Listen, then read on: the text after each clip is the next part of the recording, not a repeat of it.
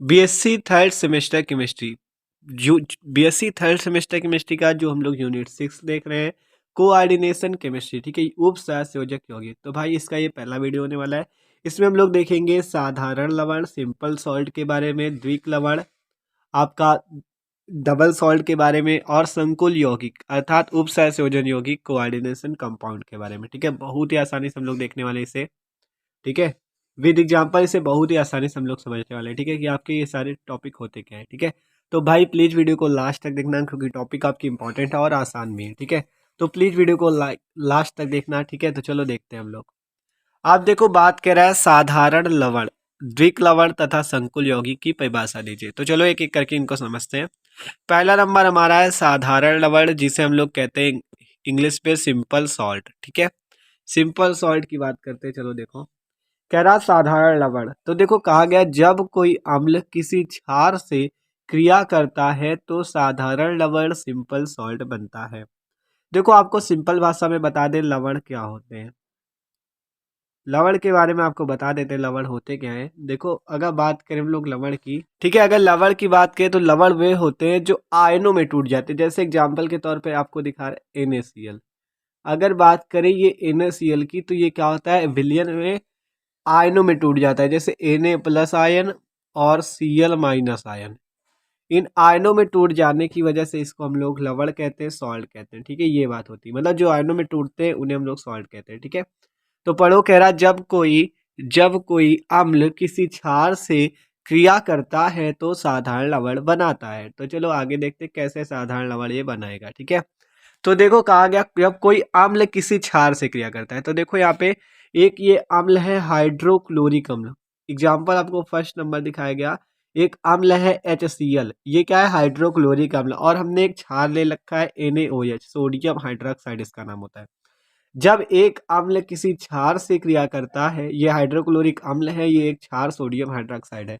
जब अम्ल किसी क्षार से क्रिया करता है तो क्या होता है, तब आपका एक लवण का निर्माण होता है। देख सकते हो यहाँ ये जो Na है इस Cl के साथ निकल जाएगा NaCl, और ये H और ये OH, ये वाला इतना, ठीक है, ये आपका मिलकर H2O बना लेगा।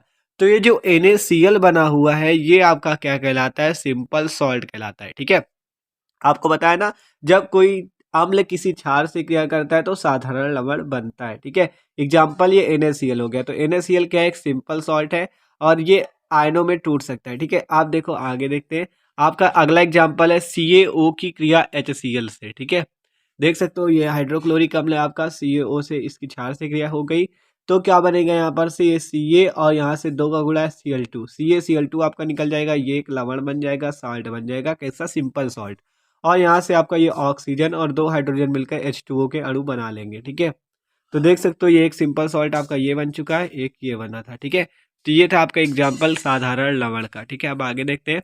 कह रहा साधारण लवण जल में घुलकर आयनित हो जाते हैं। साधारण लवण सिंपल सॉल्ट जो होते हैं ये जल में घुलकर क्या होते हैं, आयनित हो जाते हैं। मतलब कि जब ये जल में इनको घोला जाता है तो ये इन आयनों में टूट जाते हैं तथा आयनों का परीक्षण देते हैं, ठीक है।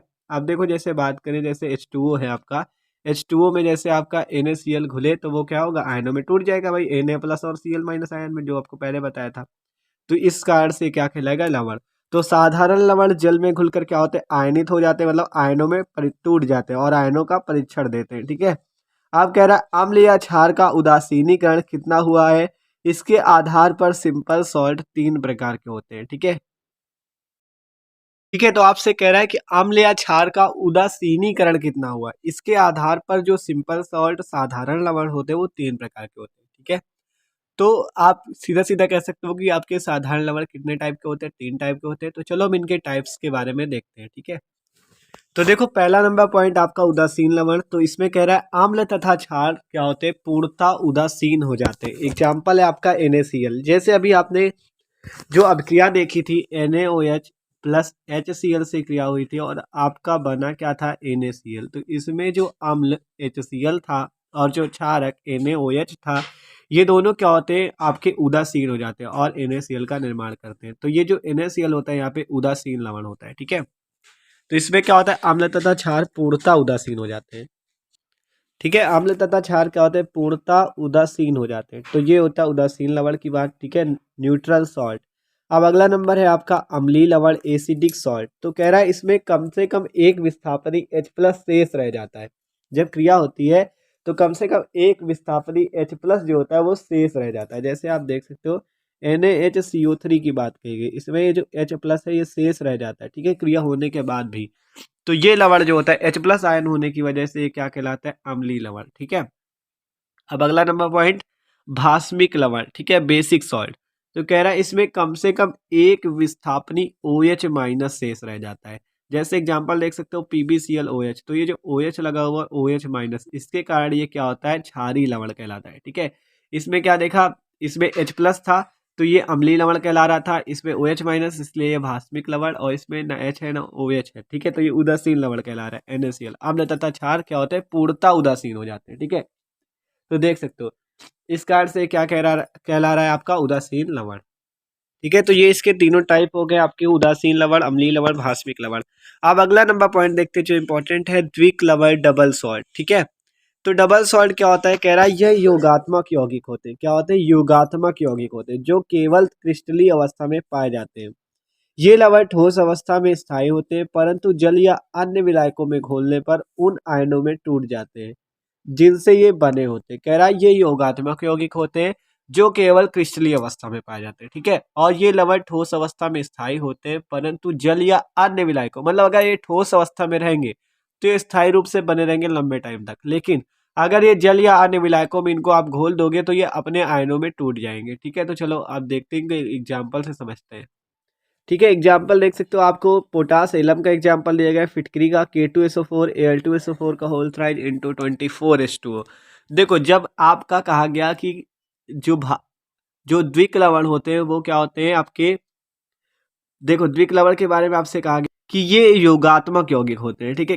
क्या एक कंपाउंड होता है पूरा जो केवल क्रिस्टलीय अवस्था में पाए जाते हैं, और ये लवण ठोस अवस्था में स्थायी होते हैं, परंतु जल या अन्य विलायकों में घोलने पर उन आयनों में टूट जाते हैं। तो वही चीज देख सकते हो आप, आपको एग्जांपल दिया गया K2SO4 Al2SO4 का होल थ्राइड इंटू 24H2O। तो ये आपका क्या है, आपका द्विक लवण है, ठीक है। तो देखो अगर आप इसको H2O में घोलोगे, आप इसको जल में घोलोगे तो क्या होगा, ये जिन जिन आयनों से बना उन उन आयनों में टूट जाता है, ठीक है। जैसे इस पे आप देख रहे हो K प्लस आयन है, K2 है ना, Al आपका Al3 प्लस आयन है, SO4 2 माइनस आयन है, तो इन सब आयनों में टूट जाता है, देख सकते हो। इसको हमने जल में घोला तो क्या होगा, ये देखो 2K प्लस आयन में टूट गया, 2Al3 प्लस आयन में टूट गया, और 4SO4 2 माइनस आयन में टूट गया, ठीक है। तो देख सकते हो, ठीक है। तो वही बात कही गई कि जिन जिन आयनों से बने होते हैं उन उन आयनों में टूट जाते हैं। और द्विक लवण क्या होते हैं, एक कंपाउंड होता है, योगात्मक यौगिक होता है, देख सकते हो कितना बड़ा यौगिक, ठीक है, योगात्मक यौगिक होता है ये, ठीक है। एग्जाम्पल आपका हो गया पोटास एलम, ठीक है, पोटास एलम। तो पोटास एलम का एग्जाम्पल हो गया ये, ठीक है, कि आपका कहा गया, ठीक है, वही कहा गया K प्लस आयन में टूट गया, Al3 plus SO4 2 minus ion में सारे आयनों में टूट चुका है, मतलब जिन जिन आयनों से बना होता है उन उन आयनों में टूट जाता है, ठीक है।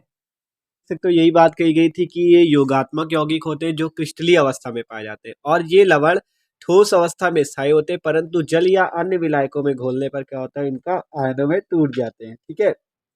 यही बात कही गई आपसे, कह रहा है जिनसे ये बने होते हैं उन आयनों में टूट जाते हैं, द्विक लवण डबल सॉल्ट कहलाते हैं, ठीक है। एक योगात्मक यौगिक होते हैं, देख सकते हो, ठीक है, देख सकते हो ये जो कंपाउंड था योगात्मक यौगिक था, ठीक है। अब देखते हैं मोस्ट इंपॉर्टेंट टॉपिक, संकुल यौगिक या जटिल या उप सहसंयोजन यौगिक, कॉम्प्लेक्स या कोऑर्डिनेशन कंपाउंड के बारे में, ठीक है।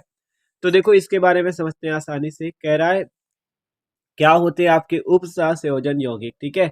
तो कह रहा है वे यौगिक जो जल या अन्य विलायकों में घोलने पर उन लवणों के सभी आयनों का परीक्षण नहीं देते जिनसे ये बने होते संकुल यौगिक कहलाते। क्या बात कही गई कि आपके जो वे यौगिक जो जल या अन्य विलायकों में घोलने पर उन लवणों की सभी आयनों का परीक्षण नहीं देते, मतलब कि जिनसे ये बने होते हैं। सीधी सीधी बात कही गई है कि आपका ये जो संकुल यौगिक ऐसे यौगिक होते हैं जो जल में घोलने पर अब जिन आयनों से बने उन आयनों में नहीं टूटते, तो वो संकुल यौगिक कहलाते हैं। देखो आपका जो द्विक लवण था उसमें आपसे कहा गया जल में घोलोगे तो वो जिन जिन आयनों से बने उन उन आयनों में टूट जाएंगे, लेकिन जो संकुल यौगिक होते हैं ये अगर आप इनको जल में घोलोगे तो ये उन आयनों में नहीं टूटते, तो वे यौगिक संकुल यौगिक कहलाते हैं, ठीक है। देख सकते हो, पढ़ सकते हो, कह रहा है वे यौगिक जो जल या अन्य विलायकों में घोलने पर उन लवणों की सभी आयनों का परीक्षण नहीं देते जिनसे बने होते हैं संकुल यौगिक कहलाते हैं।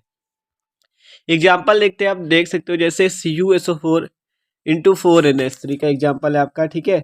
अब इसका एग्जाम्पल देखो, ये एक आपका कोऑर्डिनेशन कंपाउंड है, संकुल यौगिक है, ठीक है।